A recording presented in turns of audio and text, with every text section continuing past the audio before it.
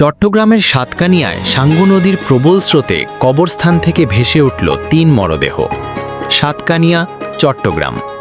চট্টগ্রামের সাতকানিয়া উপজেলার বাজালিয়া ইউনিয়নের সাঙ্গু নদীর পানির প্রবল স্রোতে একটি কবরস্থান থেকে ৩টি মরদেহ ভেসে উঠেছে।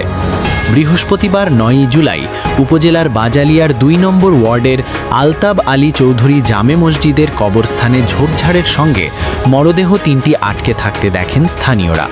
পরে তারা মরদেহগুলো উদ্ধার করে মসজিদের খাটিয়ায় রাখেন এবং অন্য একটি নিরাপদ কবরস্থানে দাফনের ব্যবস্থা করেন।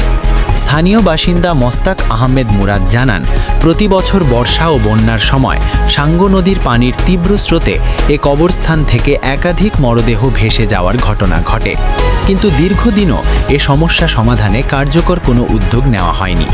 তিনি আরও বলেন, আজিজ কেরানির বাড়ি থেকে মোহাম্মদ ইলিয়াসের বাড়ি পর্যন্ত নদতীরে একটি টেকসই বাঁধ নির্মাণ করা হলে কবরস্থান সহ আশেপাশের এলাকা নদী ভাঙন ও বন্যার ক্ষতি থেকে রক্ষা পাবে। স্থানীয়দের দাবি, প্রতি বছর এমন হৃদয় বিদারক ঘটনার পুনরাবৃত্তি রোধে দ্রুত স্থায়ী বাঁধ নির্মাণ সহ প্রয়োজনীয় ব্যবস্থা গ্রহণ করা হোক।